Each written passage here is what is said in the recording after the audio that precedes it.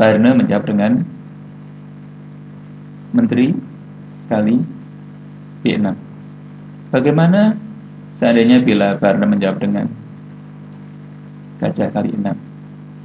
Maka hitam akan menjawab 5 skak, disebut dengan gajah. Skak lagi, raja G1, skak dengan kuda, satu-satunya langkah raja ke F1, dan double skak antara menteri dan raja. Menteri G1 korbankan menteri dengan skak.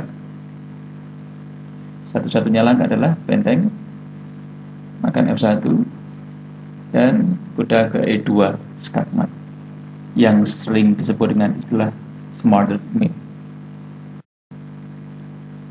Kembali ke langkah 9.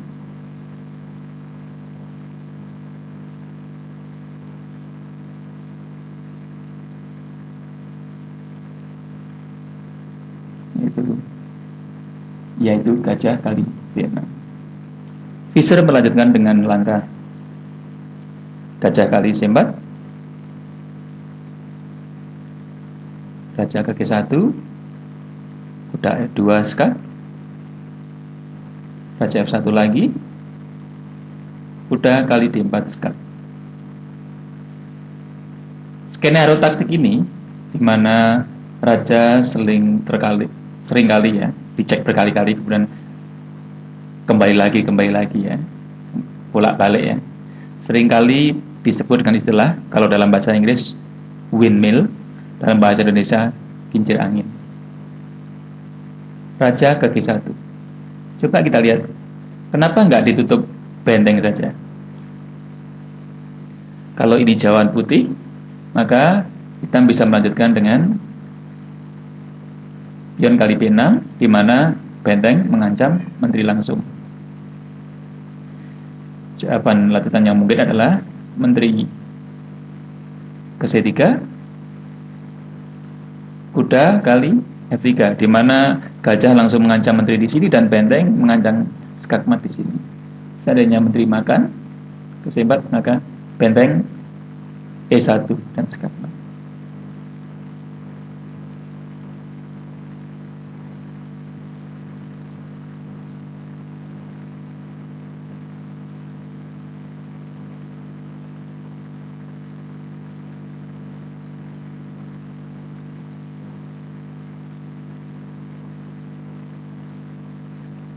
Fischer melanjutkan skaknya, kuda E2 skak, lagi-lagi raja kembali ke F1,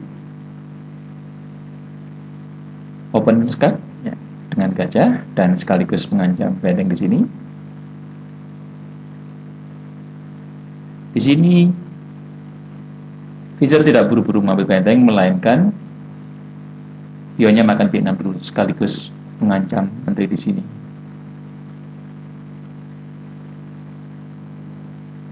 Menteri ke B4 mengancam gajah, benteng A4 dengan bantuan kuda bisa mengancam menteri di sini sekaligus melindungi gajah di sini. Menteri kali B6, kuda kali D1.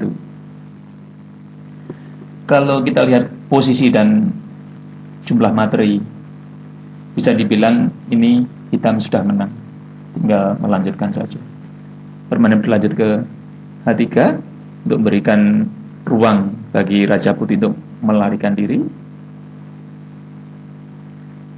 Benteng ke A2, lanjutkan ancamannya di baris belakang. Raja mencoba mencari tempat perlindungan. Kuda kali F2 sekaligus mengancam benteng.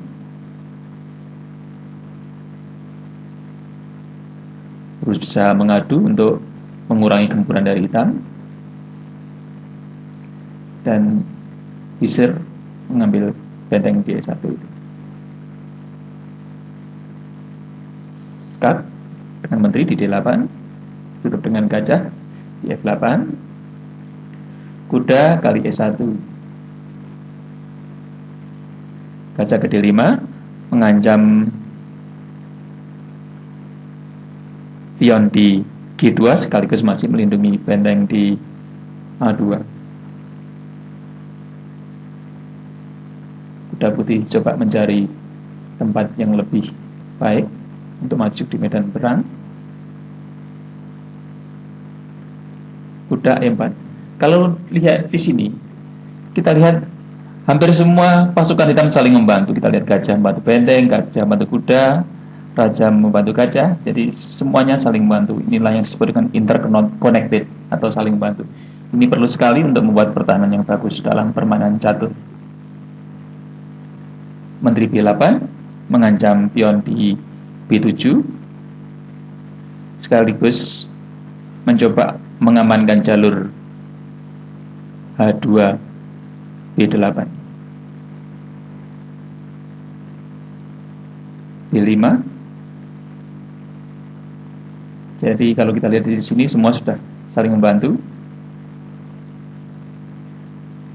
H4 mencoba merusak susunan pion di sayap raja sini, menghambat dari serbuan pion.